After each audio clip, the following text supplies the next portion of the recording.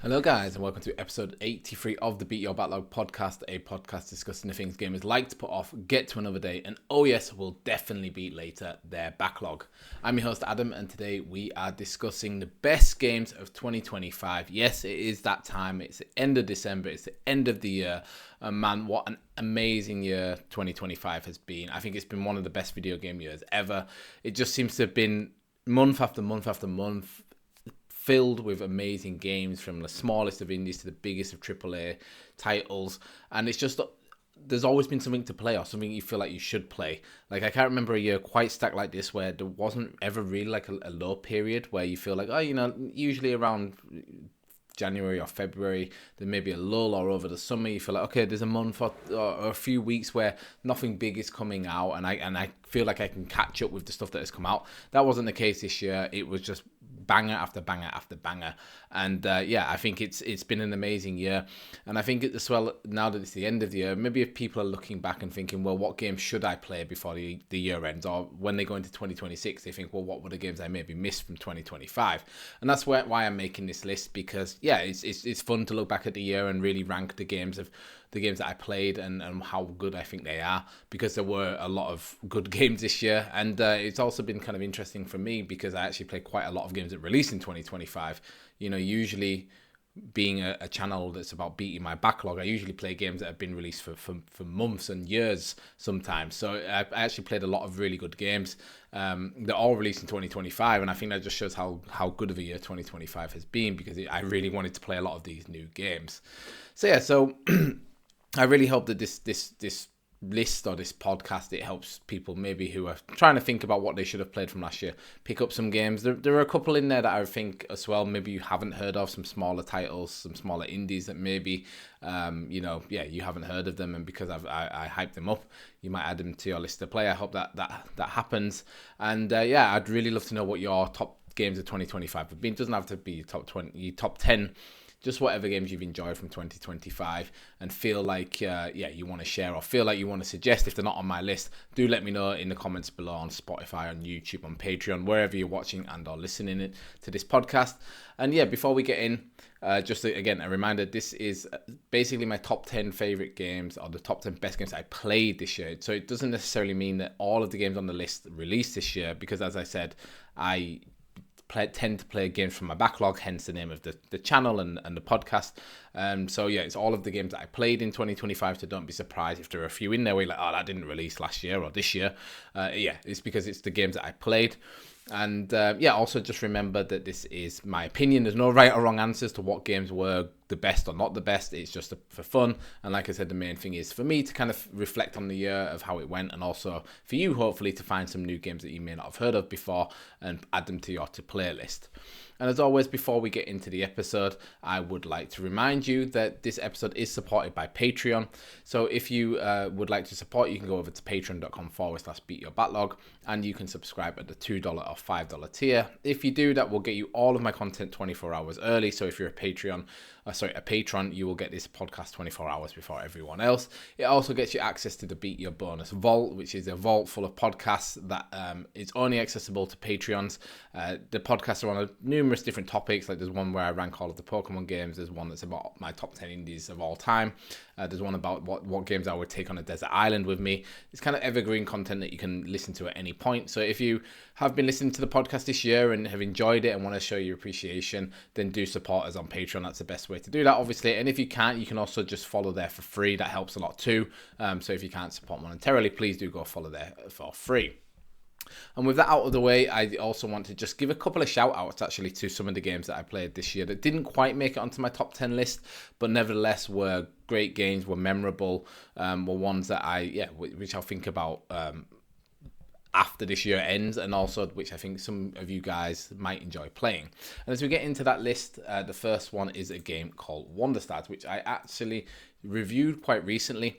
And if you're watching the video on YouTube or on Spotify now, you can see the art style of the game, and you can tell that it is a love letter to 80s and 90s anime. From a single screenshot, you can tell that the game wears its hearts on its sleeve. It's obviously inspired heavily by Dragon Ball, by Akira Toriyama's art style, and it looks gorgeous, and it is gorgeous. Like the animation is great. It has this cool sort of filter on it that gives it this old-fashioned feel, even though it's obviously a brand new game with high-definition graphics. And it has a really heartfelt story with a really strong cast of characters. Again, the characters reminded me a little bit of a mix between Dragon Ball and Cowboy Bebop. So if you like those two animes, then you might like this game. If I was to host my own kind of game awards for the year, this game would definitely have won the best looking or the best art award, because I just love how the art looks. I'm a massive Toriyama fan. You'll notice that with some of the other games that I played on this list. It's very Toriyama influence this year. And yeah, this game, I just wanted to shout it out because it's great. It's Wonder Stars by a developer called Paper Castle Games, and it's also episode 81 of the podcast. If you haven't listened to it so far, go back and listen to it if you find this game interesting. Then moving on to the next one, and I just have to play around with some stuff here because I do want to show gameplay of these games, is a very small game called Camille and Laura. And this game is, it's a sort of point and click adventure game, I think made by a solo developer, or at least a very small team of developers. And again, if you're watching the videos, you can see it has a very unusual art style. It looks like a child's pencil drawing. So, you know, the characters look very much like not stickmen, but, you know, like how a kid would draw, where they have two dots for eyes and a smiley mouth, and that's all of their features. And yeah, it's probably the least well-known game on this list, but I do feel like I have to give it a shout out because yeah, it's unusual. It tells a very small story. It's about the story of a single mother called Camille and her daughter called Laura, who are English speakers who've just moved to the French part of Canada. And the story takes place over the first week of Laura going to this new school, and you know the problems that faces as a single mother who is living on a budget, introducing a small child into a school where she doesn't speak the language. So it's a very small scope story, but very heartfelt. You can tell that this was a passion project for the developer. You can tell this is a very personal story for them, and it sort of resonates. I think you don't necessarily have to be a single parent or come from a family of single parents, but I think if you are a parent, you can definitely relate to this story, or relate to the emotions that Camille has, where she just basically wants to do the best for her daughter. And yeah, it's not the best game or anything. It's very indie in like I think in a good way. Like you can see the animations, you can see the gameplay if you're watching the video. It's very kind of basic, but I think it is good, and I think it's a game that just looks different, doing something differently, but tells a very personal story. So that is Camille and Laura by Bonjour Bozoy, is the developer. Obviously, I can't.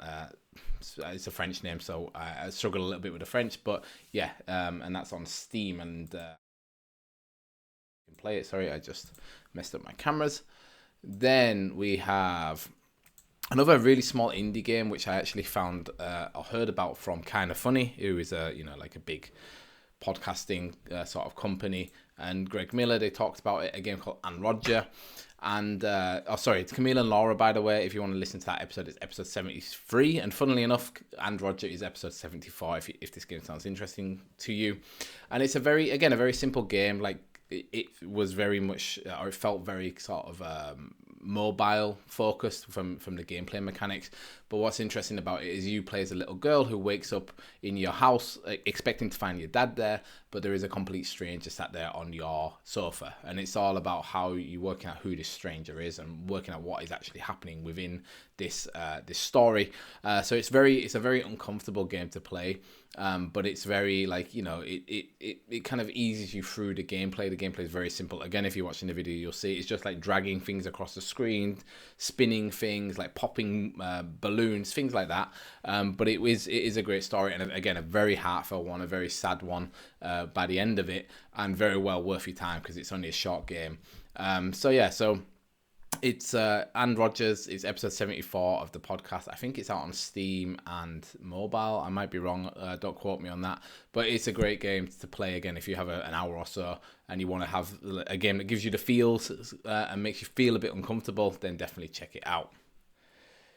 Then the final game of my shout outs is one that is a bit more well known, or a bit better known than the games that we've had so far, but I wanted to shout it out because it was very much a surprise for me, and that is Super Mario RPG, the remake by, of course, Nintendo.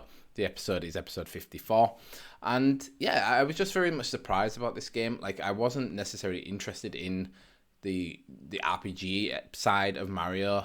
Last year I played Paper Mario and the Thousand Year Door remake and really liked that. And I never ever thought that this game would actually get a remake because it was made by Square originally in the 90s and 96, I think it is.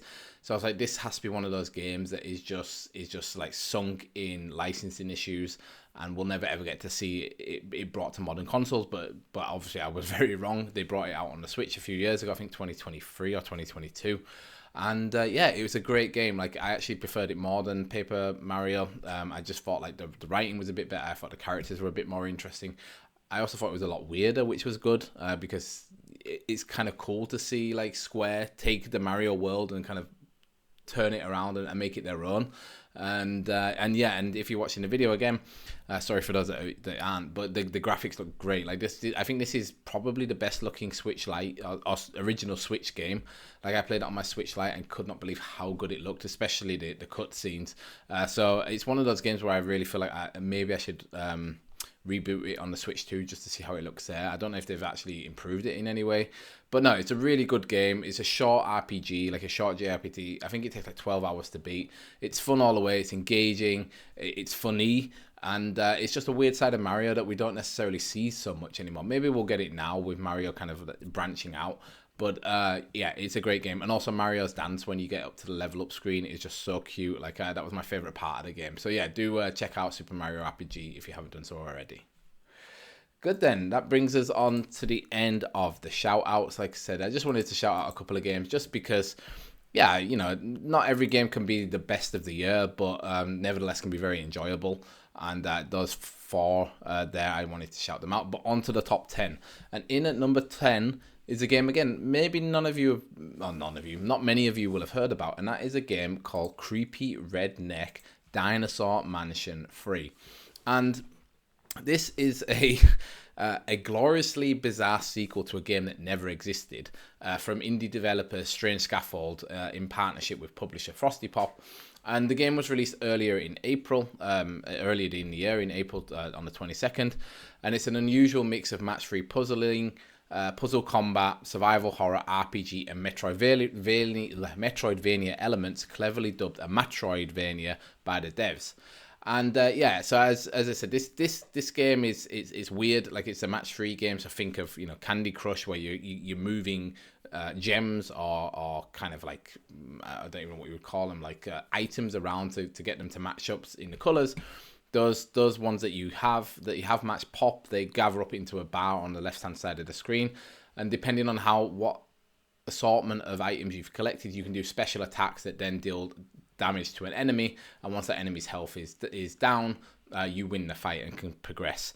And yeah, it's just everything about this game is tongue-in-cheek. Like I said, it's the third game in a series that doesn't exist, so there is no Creepy Redneck Dinosaur 1 or Creepy Redneck Dinosaur Mansion 1 or 2, or the third. There is only 3, and the whole thing is that, yeah, you are playing as this character called J. Hardwell, who is very reminiscent of Leon from Resident Evil, and you were playing as them, exploring a glitch-ridden, dinosaur-infested mansion that knows it's a game and is constantly breaking itself.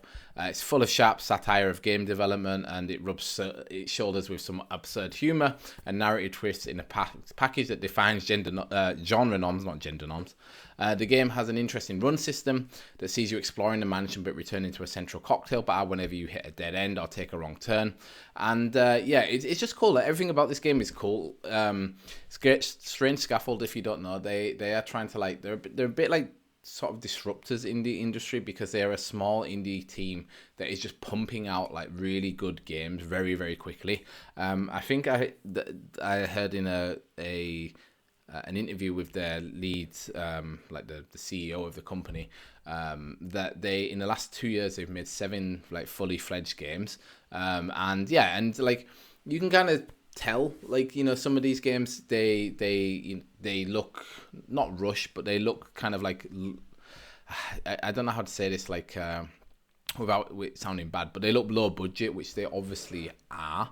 But the quality of them looks good for what they are. Like, this game, if you're looking at the art, like, the art looks almost like sketch work. Like it's like not quite sketch, but like maybe like line work. Imagine like an asset that hasn't been fully rendered yet. Like it's very flat, 2D, cartoony, and it kind of fits in with the game because the game is about this game that never happened, right? So they're talking about this developer that was really successful with the first two games, and then they pivoted to this new character, JJ Hardwell, and things. And as you play the game, you learn that there were issues with the development company, and that's why this third game never ever existed. But JJ wants to make this game available to the public, and his whole thing is to try to get to the internet to load the game up to the internet and publish it.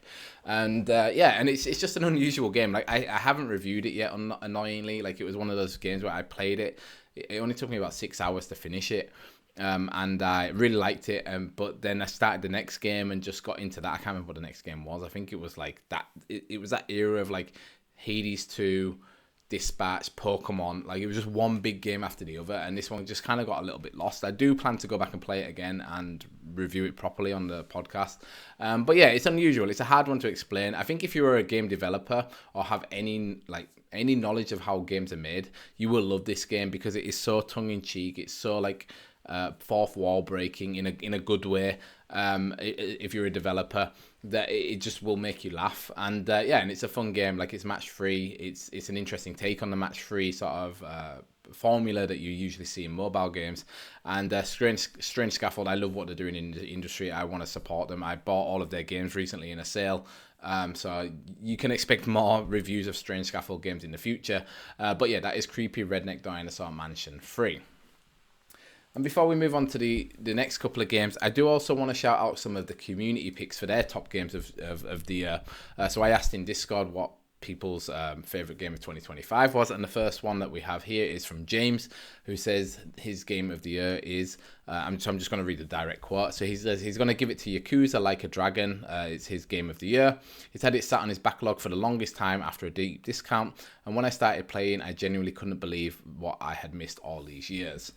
And yeah, Yakuza / Like a Dragon is definitely a series I'm missing. Like I realized, or I am realizing that this year I've been really into a lot of like Japanese content, not just like games, but also like the books I'm reading. I've been or listening to, I guess, because I've been listening to audiobooks have been very Japanese focused. The music I've been listening to is very kind of Japanese focused, and I was really craving for like a game, or I am craving for a game right now where I'm like, I just want to play like a game that is just based in Japan, in like contemporary Japan.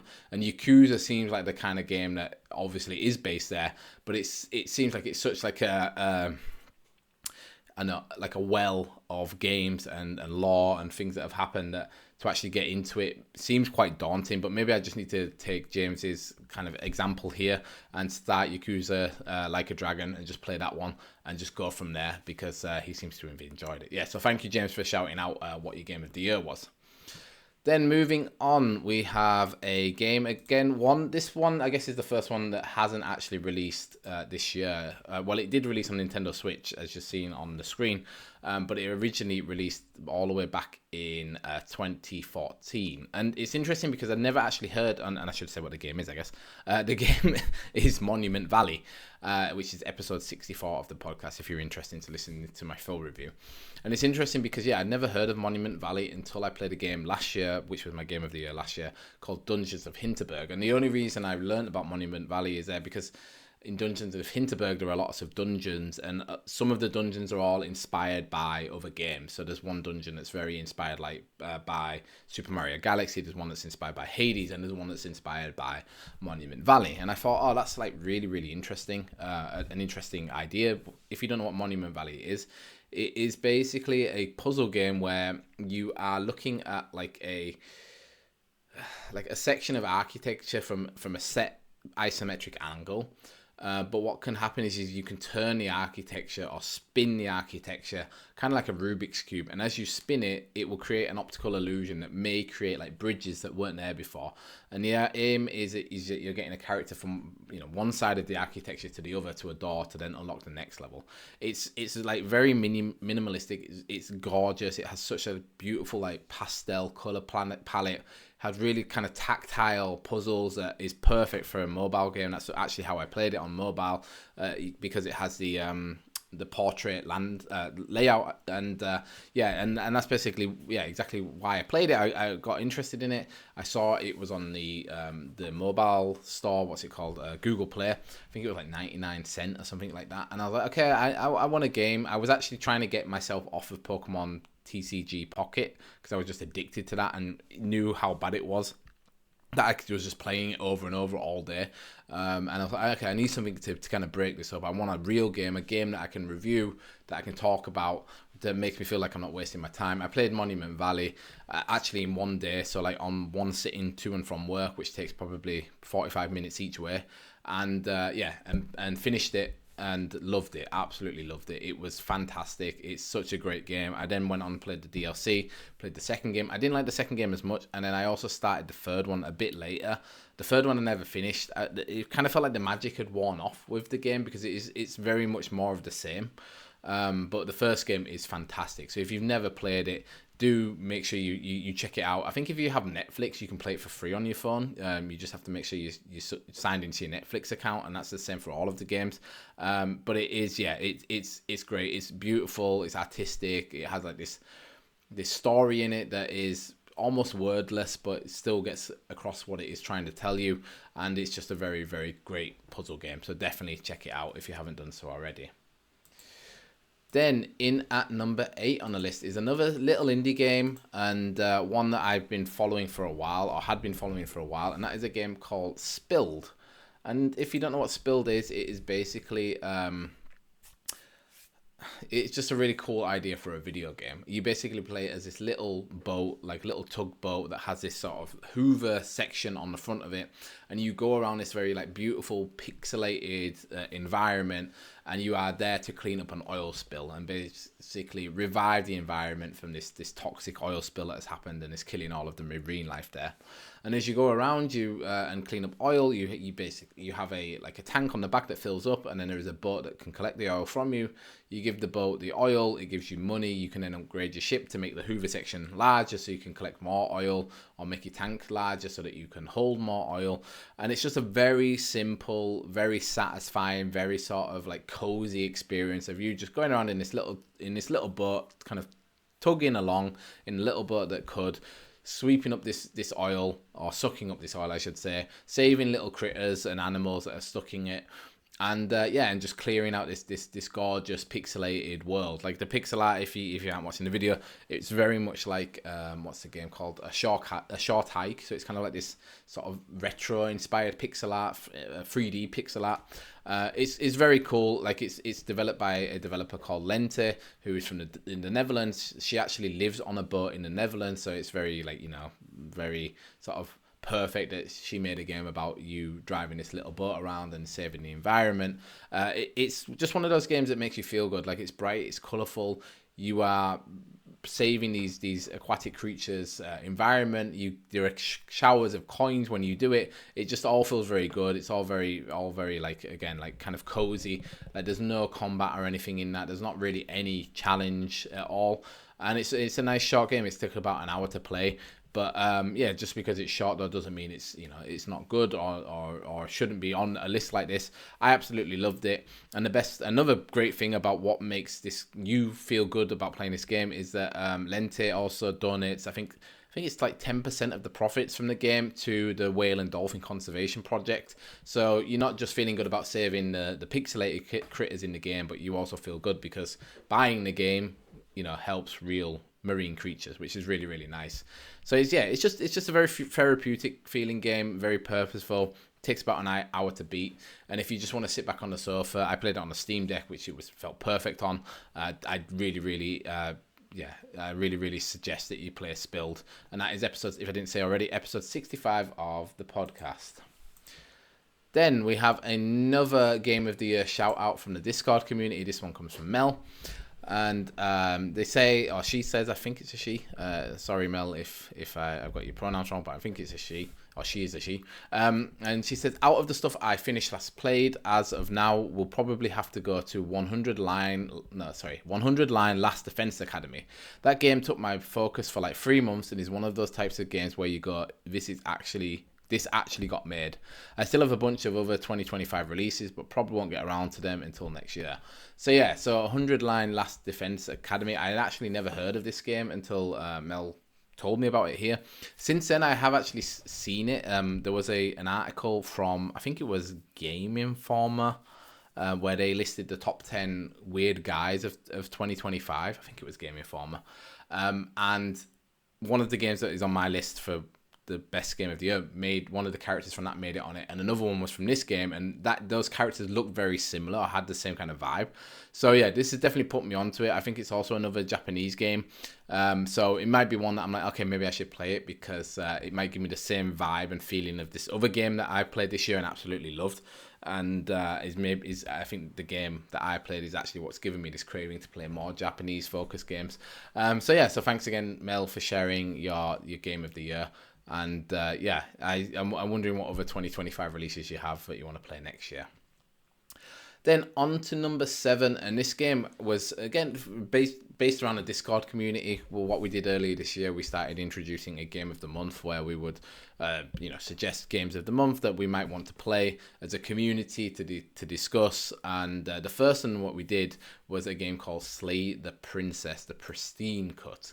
If you're interested in the episode, it's episode 62. You can also see here, if you're watching the video, that I actually made a let's play of this series, because I knew it was a short game. I had it on Steam, and I wanted other people that maybe didn't have the game or have the means to play the game in Discord to be able to at least experience the game and still discuss it. And yeah, this is an amazing game. Like, honestly, it's an amazing game, developed by a studio called Black Tabby Games, and originally launched on the 23rd of October 2023, with the Pristine Cut arriving a little bit later. And the game flips a classic fairy tale setup on its head. You're guided down a forest path to a cabin and told by a mysterious narrator to kill the princess locked in the basement of the cabin, otherwise the world will end. The question is, do you believe what the narrator is telling you, and can a beautiful princess really bring about the end of everything? And yeah, this game is one of the probably the only game actually that I've ever played where I really felt like this game was always 2 steps ahead of me. So it's, if you're looking at the video, or if you're not looking at the video, yeah, you're sort of playing from this first person's perspective. It's almost like a visual novel. So each screen has like a different image on it, with a parallax background. So everything kind of moves as you move your mouse around, but you aren't actually moving around as a character. And yeah, you are listening to this narrator who is explaining to you over and over again that this princess is deadly, and if she has to be killed, and if you don't kill her, she'll end the world. And little spoilers is like, yeah, this game is also like a run-based game. So you go into one run, you progress or you fail, and then you start again with the narrator telling you about this princess. And as you do different runs, different things will happen that progress the story. So it's just really, really fun. Like, it's one of those games where I said, yeah, I was trying to outsmart the game by being like, well, if I do this and this, will this happen? And most of the time the games felt like it was predicting what I was thinking and would just punish me for it, which was really, really cool. Also, yeah, it's visually a gorgeous game. Like, all of the art is done in, it kind of looks like either in charcoal or pencil, like almost like sketches. It's very viscerally art, like it is a horror game, or it's classed as a horror game. It's not that scary, it's just a bit like gruesome and brutal at sometimes, but it has some great writing, it has some fantastic voice acting, and yeah, and it just has loads of replayability value to it. Like, there are so many different endings, like there are good ones, there are bad ones, there are like random ones, and it was a great game to have as a kind of Discord community game, because yeah, so many different things, variables could happen, that everyone was having such different experiences. I remember people laughing at me watching the playthrough, because you know, it took me ages to finish this game. It took me like 6 or 7 hours when everyone else was done in 3, because I was just didn't get the kind of hook of the game, what the game was wanting me to do, or I was just having fun, just messing around and seeing what would happen. So yeah, so this game, if you want a game that is different, has a great story, makes you kind of feel stupid, I would really suggest Slay the Princess, the Pristine Cut. The full episode is episode 62 if you want to listen to my review, and that was number 7 on the top 10 list of the year.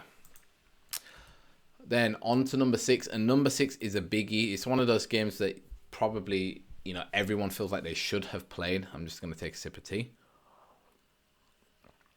And the game is Chrono Trigger by what was back then Square, is now Square Enix. And yeah, again, this is one where I've wanted to play it for ages. I remember years and years ago, back in like 2018, 17 maybe. I was on holiday in Thailand and again needed something to play, and I only had my phone with me. And I was like, I'm going to download Chrono Trigger because everyone says about how good it is. And I just couldn't get into it on the phone, playing in mobile. And it was on sale at some point again, years ago. I got it for like next to nothing on Steam. And this year, because it was the 30th anniversary, and because again I was kind of on this Toriyama kick since his death, where I was like, okay, I want to experience more of his art outside of Dragon Ball, because that's mostly the only way I know his art really is via Dragon Ball. I was like, okay, I'm gonna give this a try and play it and see how it is. And it was a funny story because I tried playing it on my laptop, so like playing with keyboard and mouse, and the game is just not optimized really for that. Like the keybind is really weird. Like it's like Y, X, C, and V to kind of open your like equip, interact. And it was just weird, and I just the first 6 hours seemed to just drag by because I was like, I'm pressing the wrong buttons. I'm not really achieving what I want to achieve in the combat because I keep pressing the wrong thing. And then I got really close to just putting down the game because I just was very frustrated with how it played on the PC. And then I actually got my hand on a Steam Deck, and that completely changed everything. Then I blasted through the game, absolutely loved it. It's a timeless classic. It is one of those games that I do think you should play. Like, it was one of the other reasons I wanted to play it was because it was named as IGN's #1 JRPG ever. I don't know if it's that good. Like, I don't think, obviously, I would never class it as like my #1 game of anything, to be honest, but it is very, very good. But I can imagine, like, if you played the game back in the 90s when it first released, that this game must have felt revolutionary with it. It's all about like you jumping through time. All of these different characters have different side stories. There's loads of different endings. I think like 13 different endings or something like that. There's a lot of freedom for how you approach the game. Like, it's kind of, if you've ever played Breath of the Wild, it has that approach where I can't remember what Lavos, I think the bad guy is called, the final bad guy. You can go and fight them pretty much from the start of the game if you want to. So it's a bit like Ganon from Breath of the Wild. This is a fantastic game. It's a fantastic JRPG. Again, it's not one that necessarily takes that long. I think it took me about 27 hours to finish the story, and that was a lot of like going backwards and forwards because these older games, unless you're playing with a guide, it is a lot of like just jumping backwards and forwards. I think if you played with a guide, you'd probably get through it in like, I don't know, maybe 25 or less than 25 hours. And the art is great. Most of it is pixel art, but there is some really nice cutscenes in there that again just feel like they've been ripped out of the 90s from like 90s anime. And the character designs are awesome too. And it's just a great game. So yeah, that is Chrono Trigger in at number 6. And the episode, if you're interested in listening, is episode 69. Nice. Good then we're at the halfway point. We've only got 5 games ahead of us. And before we get into those 5, I do want to shout out another game of the year, and this one comes from Limeiba. I can never say her name properly on here, but Limeiba, aka Barbara, she was on my Pokemon Legends ZA podcast earlier this year. So if you recognize the name, that's who it is. And she says that her game of the year has to be the Mass Effect Legendary Edition, putting the whole trilogy in here because it is technically one game. The way I became obsessed with this game was insane. It literally is one of my favorite games ever and one of the best games I've ever played.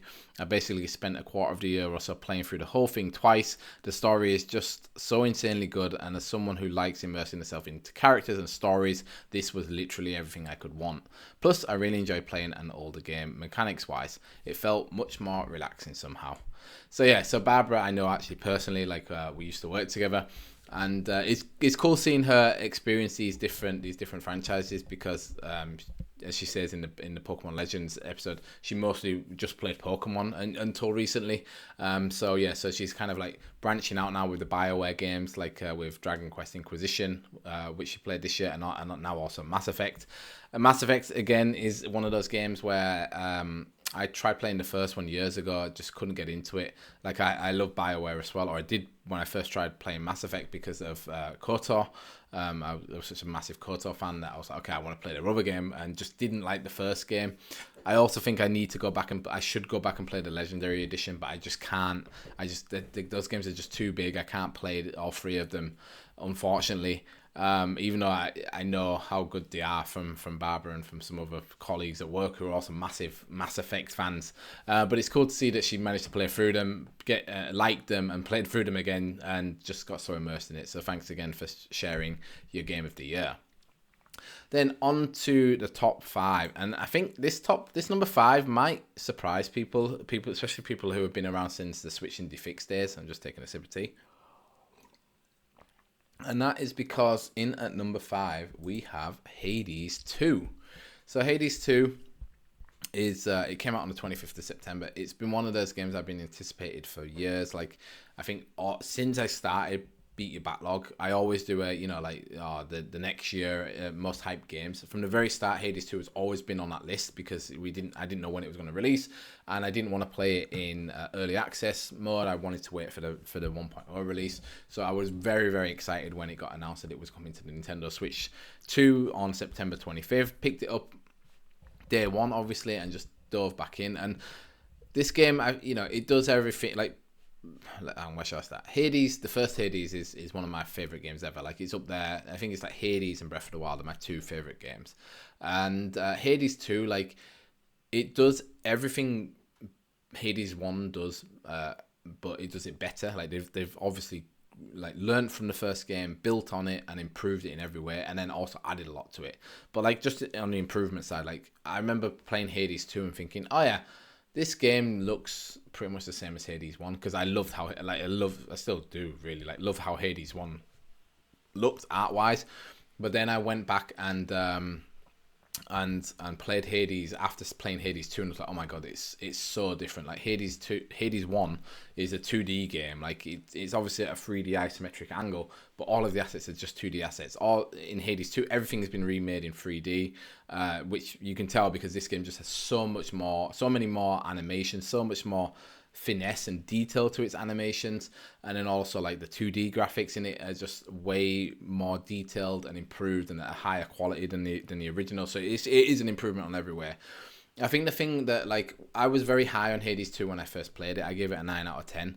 And the reason I didn't give it a 10 out of 10 is because I think the sequel, it builds off of what made the first game great. So I took a point away from that because I was like, okay, it does a lot of great things, but a lot of the things it does great, Hades already did great. I think since then, though, I've cooled down on it a little bit more.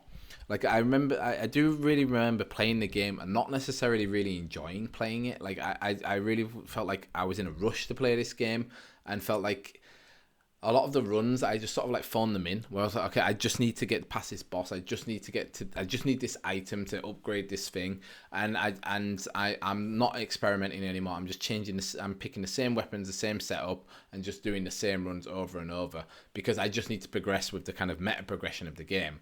And I think that's the big issue with the game, and why it's kind of only on the halfway point of my top 10s. I think there's just too much to do in this game. There is just, there's so many things to collect, so many materials, so many weapons. There are 2 worlds that you have to work your way through now instead of just one. Like, there's the underworld and there's the upper world. And then, the upper world, it feels like the game just puts a lot of like roadblocks in your way for the sake of it being a roadblock. For example, on the upper world, the final boss that you fight, you can't see its health. So you don't know how close or how far away you are to beating it.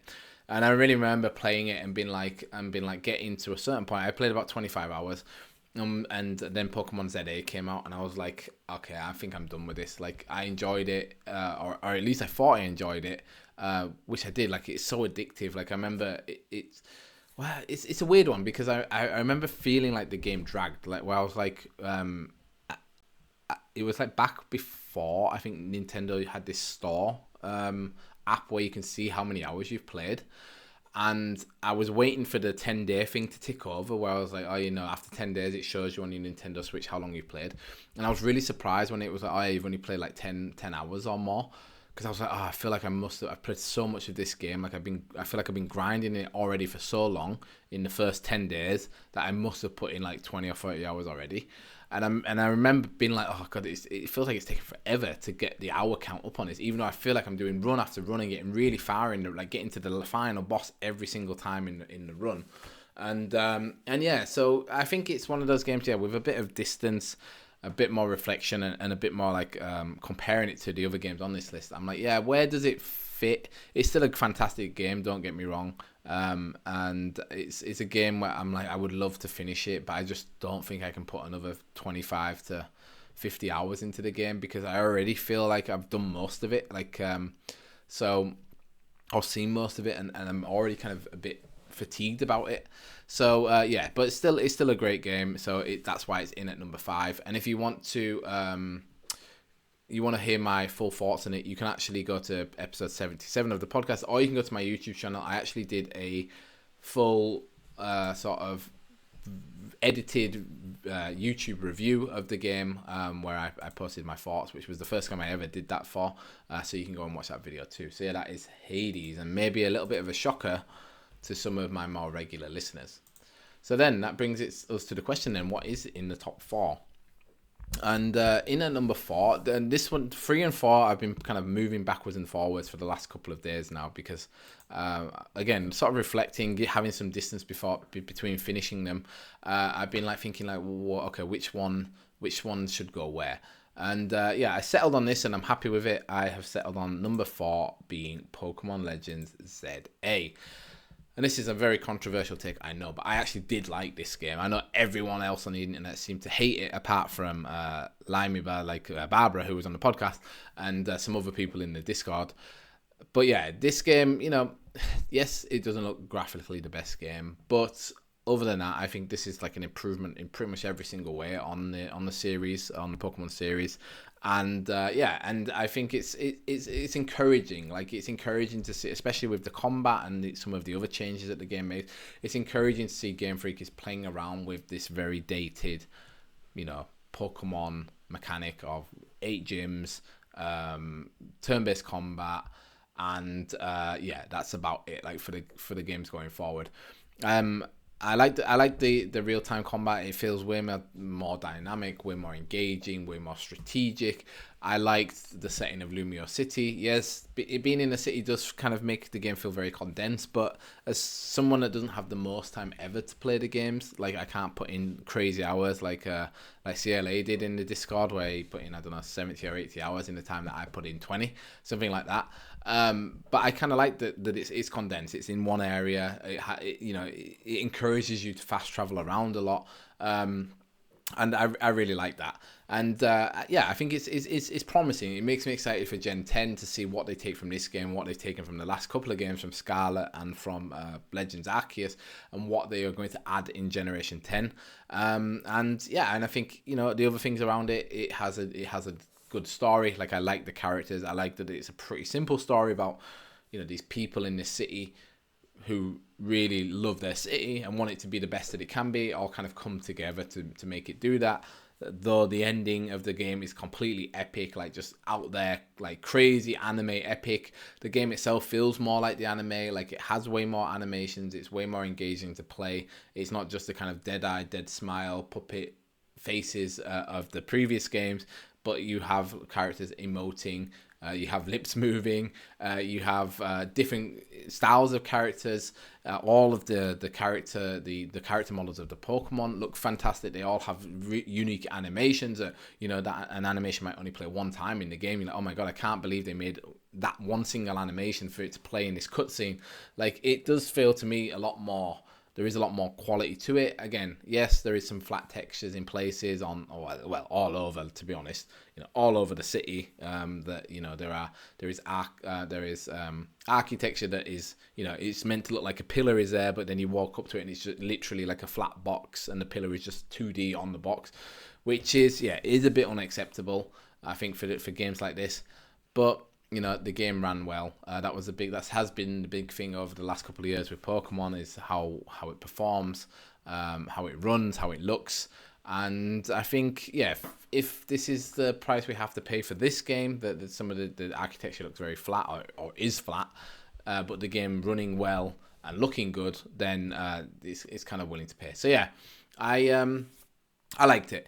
The thing that has really left a sour taste in my mouth recently, though, and may have knocked this one down a peg, is the DLC. Like, the DLC costs €30 in Europe, and to me it's like low quality, low effort. Just like, here is some sort of slop for you to, something for you to do. Like, I played it for about an hour and I was like, this is crap. Like, basically what you do is you have to make these weird, for some reason, these weird donuts to open up these dimensions with this Pokemon, and then you go in the dimension, but depending on how good the donut is, you have a time limit. So it's usually at the start of the game, at the start of the day, it's like 3 or 4 minutes. And then if you play the Pokemon ZA Royale in this game, you have these challenges that you have to do. In the DLC, you also have these challenges that you have to fill out. You rank up, and then once you get to a certain rank, you will then fight a Mega evolved Pokemon, which you can then catch, and then you add that to your arsenal. Yeah, it's just like a mod, really, and it really annoyed me that this was what it was, because it wasn't cheap. Like, this should have been like maybe €10 at the most, and like I said, it just, that kind of just left a sour taste where I was like, yeah, I don't want to play this. Like, I was really looking forward to getting back into Pokemon. Like, I actually planned that my entire December would just be playing the Pokemon DLC and being like, all right, I'm just going to play this for as long as I want to, and then at the end of the year, when the new year starts, I'll start my new games for 2026. But yeah, I ended up just being like, nah, I'm not playing this. Like, take it as a loss. I lost the €30. I'm not happy with that. So yeah, so that is Pokemon Legends ZA episode 78 of the podcast, and there is also that's what I've been playing on the video here. My review on YouTube. Again, another edited, scripted review that I made just for this game. You can go and check that out too. And before we move on to the top 3, I have another Game of the Year shout out from the Discord, and this one comes from Kazapi. And it's kind of short and sweet and a bit a bit like kind of pessimistic, I would say, but yeah, he says of all of the games he played in 2025, probably his so he means like all of the games that he's played, of any of them that released in 2025 or not. He says his favorite game was Prince of Persia: The Lost Crown, and he said from the games that released this year, it was Hades 2. But I have to say, this is his word, I did not fall in love with any of the games that I played this year. And I think that kind of sums up again for me with Hades 2, is that, like, I remember me and him were the two main guys playing Hades 2 in the Discord, and going backwards and forwards about where we are. But I think that kind of shows me that he maybe also has the same opinion, where it's like, oh, it was good, but there was just something about it that just didn't make it like amazing. Prince of Persia: The Lost Crown, I've heard a lot amazing things about. Like, it's always on sale for like next to nothing. I've heard from multiple people that it's like one of the best Metroidvanias ever. It's like one of the, I actually played the demo. I think it was, I can't remember when the game released, but it was definitely on a flight. I remember playing it on a flight to somewhere, and just playing the demo and getting to the first boss and being like, oh wow, this feels amazing. So yeah, it's another one of those games that I'd love to play if I had endless amounts of time. But yeah, I can understand why it's on his top games of the year. So thank you, Kazapi, for writing in with that and sharing. Then in at number 3, and before I get in, I think a good way to describe this game, I think this game actually had like the most effect on me this year. Like, it's one of those games where I finished it maybe 3 weeks ago, but still I'm like daily thinking about it. And yeah, it's, without spoiling or without kind of teasing you, that is a game called Promise Mascot Agency by Kaizen Gameworks. And for me, this is one of those games where it was like I didn't know really anything about the game until it released on the 10th of April. And it's one of those games, like the other game that I had this experience with was Vampire Survivors, where I had no idea what Vampire Survivors was. Went onto social media one day and just saw this game absolutely everywhere, and people just raving about it. and then I was like, okay, I'm just gonna buy it blind and play it. I had the same thing with Promise Mascot Agency, where I see all the time on social media how great it is. One of the podcasts I listened to, Gaming in the Wild, John's review was very like glowing about the game. Hopple in the Discord, he's also kind of like also always been bigging it up. And yeah, it was one of those games where it got to after finishing Pokemon, where I was like, okay, what are some games that I feel like I need to play to kind of round out my game of the years? This one came up. And yeah, I actually played Wonder Stars first, and then played this game after it. That's why they follow each other in the reviews. And actually, this is my most current review if you're listening. So this episode is 83. The episode where I reviewed Promise Mascot Agency is 82. And yeah, it's honestly an amazing game. So to give it kind of like a synopsis, it's a quirky open world narrative adventure that blends RPG management and creature collection. And the story is about a Yakuza called Mickey, who has been exiled to the cursed town of Kasomachi. And there, Mickey has been kind of tasked with rebuilding a struggling mascot agency while uncovering the mysteries of the rural town in Kyushu. And yeah, it's just one of those games where it has a lot of mechanics, it has a lot of features. Like I'd say the main thing that you actually do in the game is you drive around in this kind of K-Wagon, like this little Toyota kind of truck thing, white Toyota truck, and just sort of drive around and kind of find collectibles. But the story and the creatures are just so like well written, and just so memorable and funny and charming and endearing.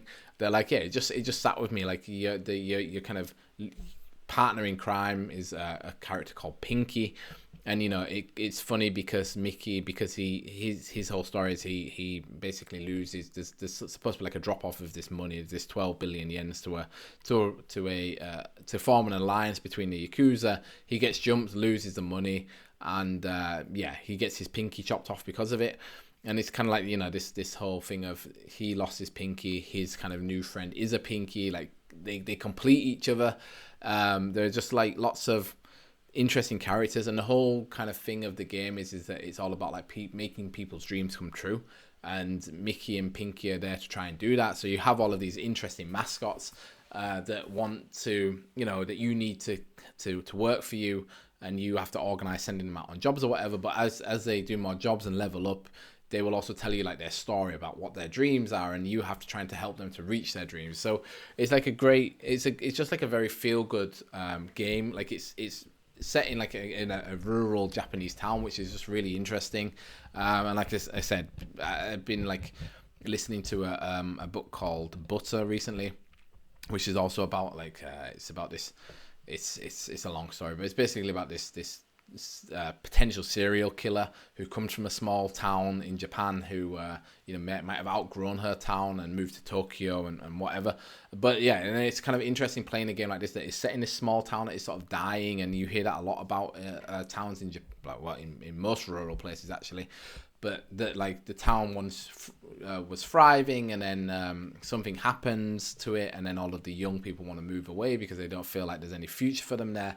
And yeah, so it's just a really interesting story, a really really great game. Like I said, I listen to the soundtrack daily by what's he called? Something it's Alpha Chrome Yayo. The soundtrack is fantastic. Like it's got so many great songs on there, and yeah,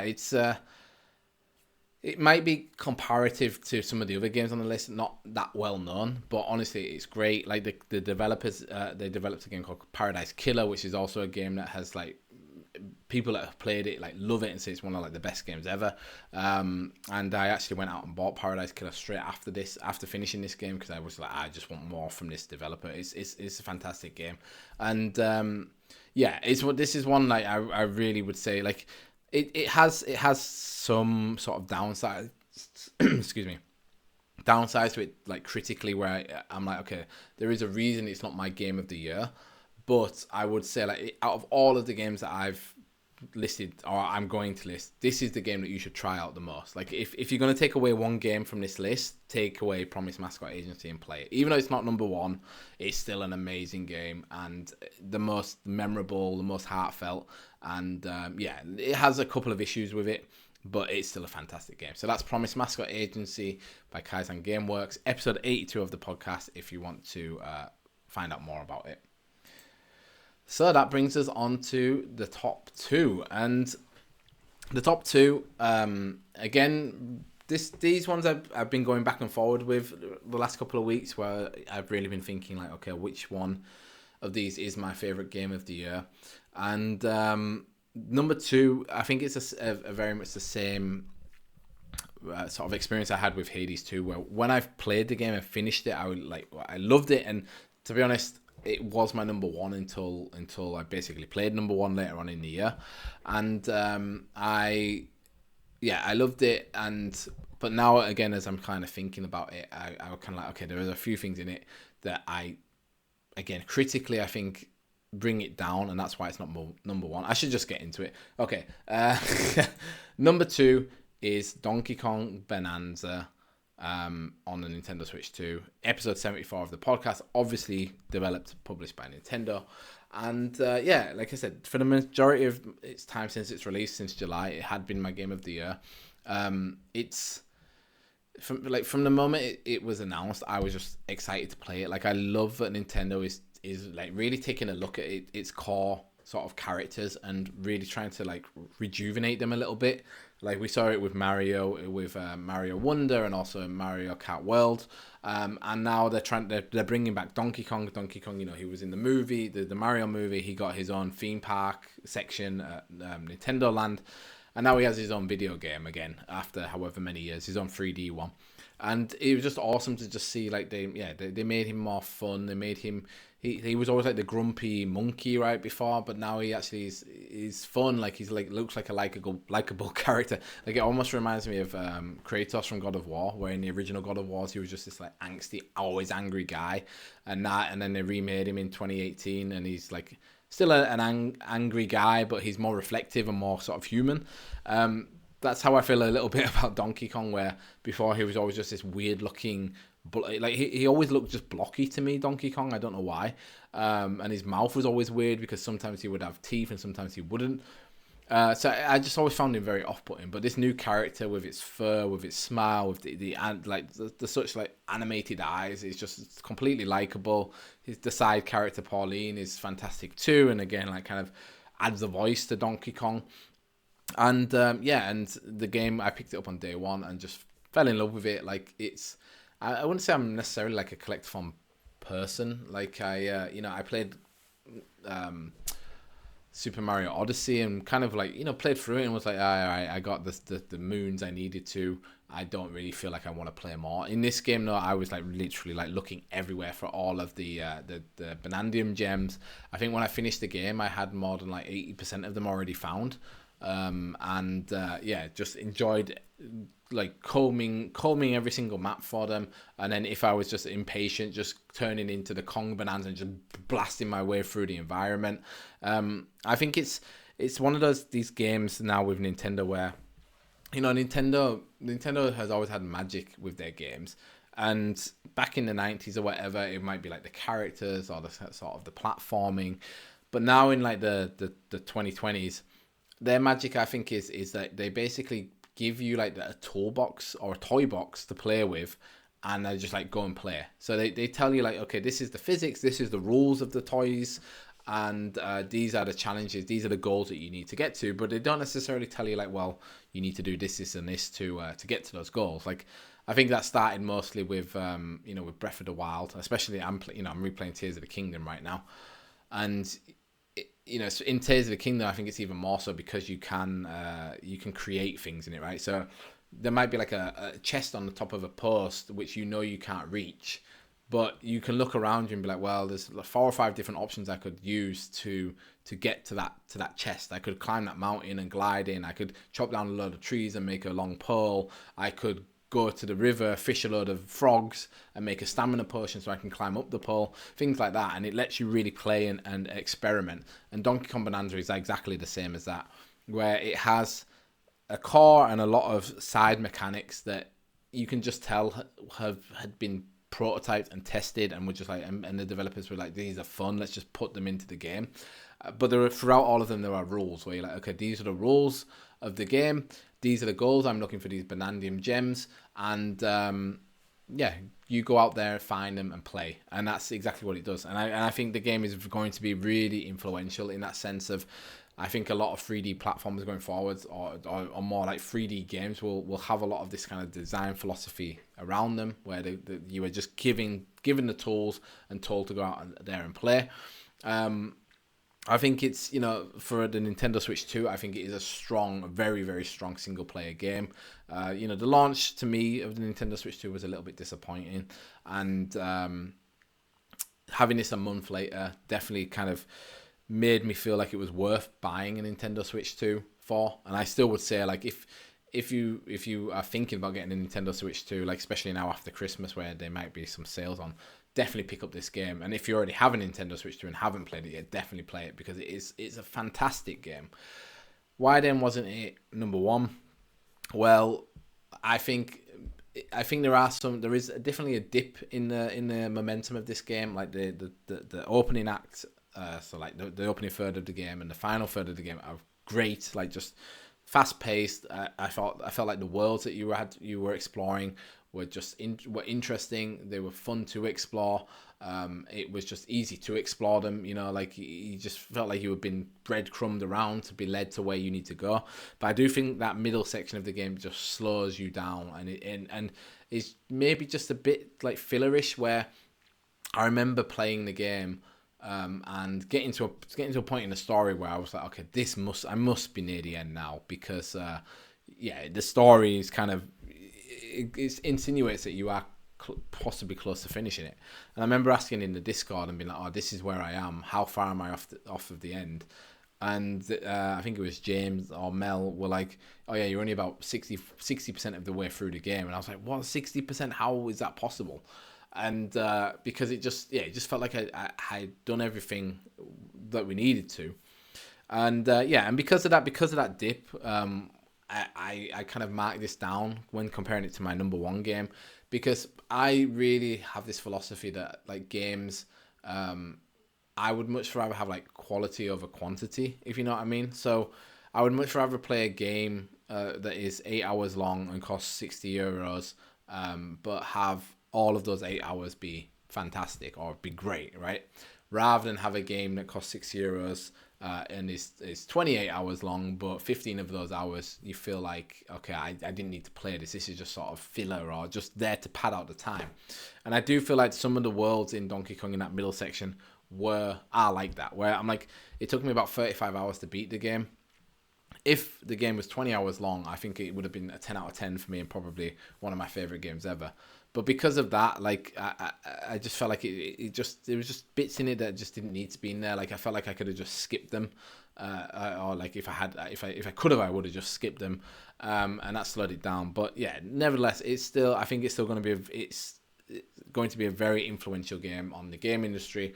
The ending is fantastic, especially if you're an old school Donkey Kong fan. I think for a Nintendo game, like, it's like a level up, like from the Switch 1 games. Like, it was, there was a question of, with the Switch 2, what is Nintendo going to do? Like, how are they going to, like, improve on what they already had? Are they just going to focus on, oh, the game looks nicer and runs better, which of course they should focus on, but mechanically, how are they going to make it more interesting, like, and add that Nintendo magic? And I do think this is a step up from, maybe not from Breath of the Wild, but from Odyssey. Like, I enjoyed this game way more than Odyssey. Also, the story is way more involved. The ending is fantastic. So yeah, it's a great game. Like I said, if you have a Nintendo Switch 2 and you haven't played it yet, definitely play it, because it's great. But it wasn't as good as my number one game. And before we get into the number one game, we have one final shout out from the Beat Your Backlog Discord, which, if you aren't in already, go into the description. There'll be a link there. Click on that and join, because the Discord is a big part of the whole thing that I do here at Beat Your Backlog. I love discussing stuff with the guys in the Discord, and and you may get shout outs like this on the episodes if you are a listener. So do go to the Discord. But the final one comes from Darstridius, one of the OGs of the server. He's been around since pretty much the beginning. And very much to the point, Darth just says his favourite game of the year is Kingdom Come Deliverance 2. Another one where, if I could just stop time and just play games, that is one of the games that would be on my list. I studied history at university. It's made by a Czech developer. I live in Austria, so it's literally like our neighbours. My brother-in-law is Czech. He's very proud of these games because they are Czech and they're such a massive success. And Kingdom Come Deliverance 2 seems to be a massive step above the original game. So, again, it's one I'd love to play, but I just don't think I have the time for it. But I'm glad you enjoyed it, Daph, and thanks for sharing with us. So, that leads us on to my number one game of the year. And, maybe this might be a surprise for some people. I think maybe some people expected Donkey Kong Bonanza to be number one, or maybe even Hades 2, if you listen to my content quite often. But I thought about it, and I thought about that philosophy, like I said, of quality over quantity. Give me a game that is less than 10 hours long, but all of the time that I play it, I love it, and I'm left wanting more. And that is exactly what a little game called Dispatch did this year. So yeah, episodic gaming is back, baby. It kind of seems to have taken the not just the gaming world, but also like the media world by storm. Like, this is one of those games that it seems to have broken out of just gaming, I would say. Like, on my social media, especially on TikTok, I don't have much gaming content on there. It's more of like my other micro hobbies where I don't actually do the hobbies. I just like watching other people do them. But this is a game that I've seen pop up there like multiple times whenever it's releasing, whenever new episodes were releasing. So it really shows me that the algorithms are kicking in, and people that might not necessarily know much about games are getting given gaming content, which is awesome. When it came out, I wasn't expecting much from it, to be honest with you. I was like, okay, it's another kind of Telltale-like episodic. I enjoyed the Telltale games for what they were. Wolf Among Us was great, but the other ones were also so. Like, I played quite a few of them. I heard the initial previews for episodes 1 and 2, and the podcasts I listened to, they gave kind of glowing reviews of them. So I thought, okay, I'm going to pick this up. They were releasing in 2 episode installments every week for 4 weeks. I'm like, sure, why not? I can spend 2 hours on the first 2 episodes, see how it is. And yeah, those 2 episodes were really, they weren't the best 2 of the series for me, but they were really, really good. And and that meant that I was basically scheduling my Wednesday nights when the game went live at 7 p.m. Every Wednesday for 4 weeks was Dispatch time. I was like making sure I cleared my calendar so that I could just sit down and play Dispatch straight away, because I absolutely loved the game. And I think it's just one of those games where it has really, really good writing. Like, it's kind of, if you don't know what the game is, it's sort of like it's an episodic game about a superhero company that basically acts as like private security. So it's like a superhero mixed with like an office drama / comedy, where you were playing as this dispatcher who has a team of heroes that you have to tell the heroes which jobs they should go to, assign which heroes need to go to specific jobs based on different attributes, and manage that, that you are not missing any jobs that might pop up by making sure that heroes are available. And the backstory towards that is that you play as this character called Mecha Man, who is it's like a Tony Stark. So it's sort of like if Tony Stark had a grandson who had been sort of living off of the legacy of Tony Stark, but actually didn't have the funds or necessarily the knowledge to keep the Iron Man suit alive, right? Like, that once he in the game, he goes into one final battle where the suit gets damaged and he can't repair it anymore. So he's kind of at the lowest of the lows. He retires from being a superhero, and then this company SDN come in and offer him a job and say they will rebuild his suit as long as he works with this dispatch team, this team of superheroes called Team Z, I think they're called. And they are the worst team at the company. They're just a team of ex-villains, misfits, who can't really get on with each other, or don't want to get on with each other, and don't really want to succeed at anything in their lives. And as you play throughout the game, you obviously create relationships with each of these characters. You build the team up. You build the team's kind of attributes. and you have to make some tough decisions about who you should keep on the team, who you want to cut. Story sort of forks where it will affect what is happening within the team, and as you do that, as you're playing, you are building these relationships with them. And like I said, it's because I think the writing is so good, like it's so kind of grounded, even though it is a superhero kind of comedy or comedy drama.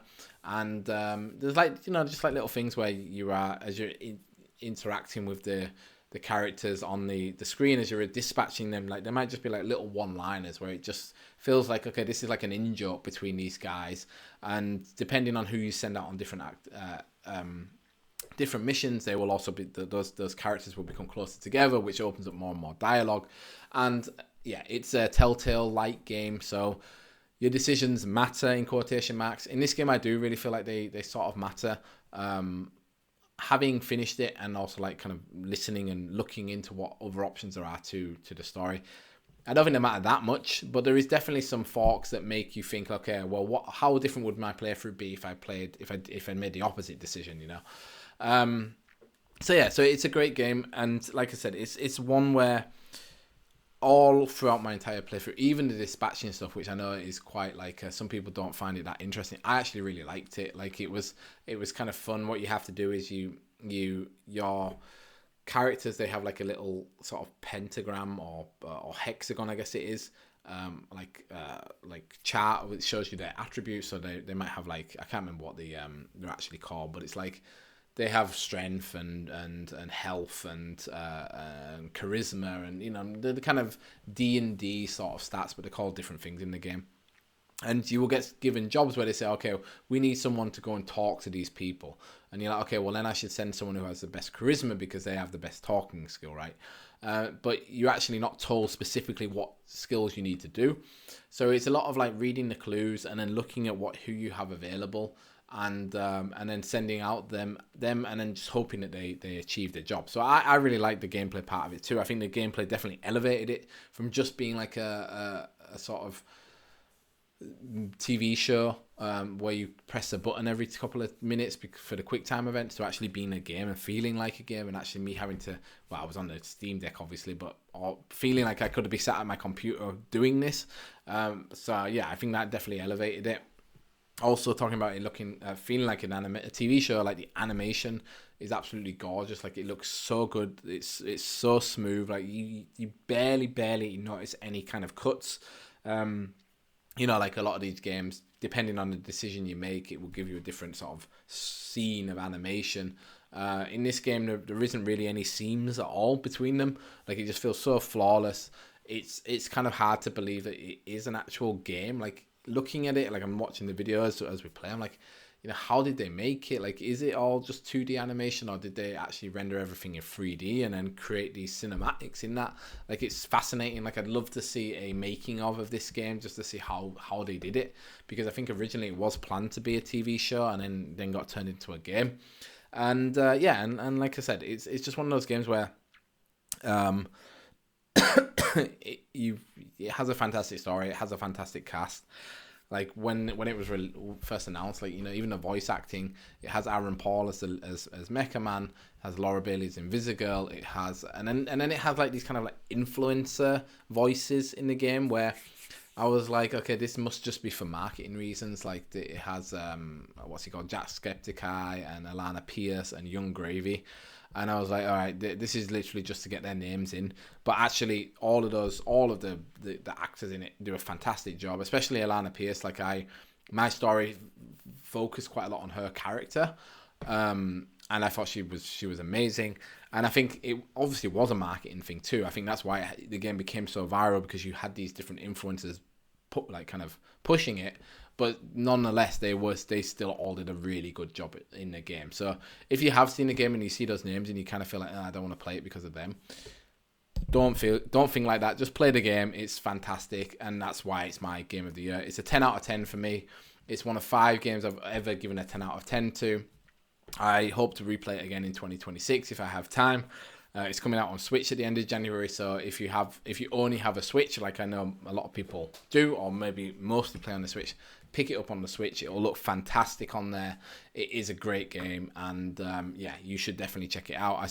I'm happy because Zappy played it in the Discord, because when I was playing it, I was the only one playing it at the time, so I had no one to discuss it with, and now he's finished it. I've been discussing it with him, and he liked it so much that he started another playthrough straight away, so I think that, again, shows you how good that game is and why you should play it. So yeah, so that has been my top 10 games of 2025. I do also want to shout out, it's a bit negative, but I do want to say my biggest disappointment of 2025 games as well. And you can probably guess what it is. It's Mario Kart World. I was so disappointed in Mario Kart World. Maybe it was because of my own expectations, but I thought this game was going to be one that came out and would just stay around forever. I was so excited to see how they were going to build on it from Mario Kart 8 Deluxe. But it just wasn't that. It was just another Mario Kart game, which, when you look at them, Mario Kart games tend to be like 7s or 8s, and I gave it a 7. And but I was really hoping, because it had been so long since the new one came out, that it would be, like a 10 out of 10 game that you just want to replay over and over again. I played maybe 15 hours of it with my wife, which is always fun, of course, but then we sort of didn't grow out of it, but we then stopped playing because we were a bit bored of it, and I think that's the biggest disappointment of the year for me. So a lot of highs, one slight low, but 2025 has been an amazing year. And this will be, I think this is the final episode of the year. So this is 83. The next episode will be my outlook onto 2026, my top 10 games I'm most hyped for in 2026. But I would love to know what your top 10 games of this year have been, or what your top games are. You can, of course, let me know if you're listening on Patreon, in the comments on Patreon, on Spotify, in the comments, or on YouTube. If you're not on any of those platforms, you can hit me up on Blue Sky. The link is in the description, or you can join the Discord server. Like I said, if you haven't done so already, do join, because it's the best place to discuss with me and with other people in the community about games and about lots of other things. So do go over to the Discord if you haven't done so already. And again, like I said, this is the last episode of the year. It's been a massive 2025 for me in terms of the podcast and how much we've grown. I am planning to do at the start of 2026 a sort of my version of like a Spotify Wrapped. So I go back over the year, look at the podcast episodes we did, the reviews, the numbers, really go through everything, and also give my outlook for 2026 and what I want to do there. But if you have been listening throughout the year and you've enjoyed, I would really appreciate it if you would go over to Patreon and support at the $2 and $5 tier there, because it means a lot to know that people, are finding value in the podcast. And and like I said, I feel like I put like a lot of work into Patreon into the podcast this year and into Patreon this year. And like I said, you get all of my content 24 hours earlier, and you get access to the Beat Your Bonus Vault. So there is, I think, 8 or 9 podcasts in there, all about an hour long. So lots of content to dig your teeth into over the kind of New Year period. If your other content or your other podcast episodes have kind of dried up whilst everyone is on holiday. If you're in the mood to listen to more of my content now, I just realized I'm still showing Dispatch gameplay. Like I said, all of these episodes, apart from Creepy Redneck Dinosaur Mansion 3, all of these games have an episode on the podcast for Dispatch, because I don't think I shouted it out. It's episode 79, and there's a YouTube video for that one as well. Do go back through the back catalogue and pick out the games, or cherry pick the ones that you find most interesting. Also, let me know if there are games on this list that you had never heard of before but will be trying out now because of the list. I'd be really excited to see which games you are going to play. I really hope people do go and play Promise Mascot Agency. Like I said, it's not the best game on this list, but it's the one that definitely influenced me the most this year. And it's a great game with a great soundtrack. Guys, that has been episode 83 of the podcast. A massive year. Thank you so much to everyone that has listened. We've been talking an hour and 20 minutes now on the top 10 games of the year. And I want to wish, this should come out between Christmas and New Year, so I want to wish everyone a happy New Year. We'll see you in 2026. And again, thanks so much for listening. Bye bye.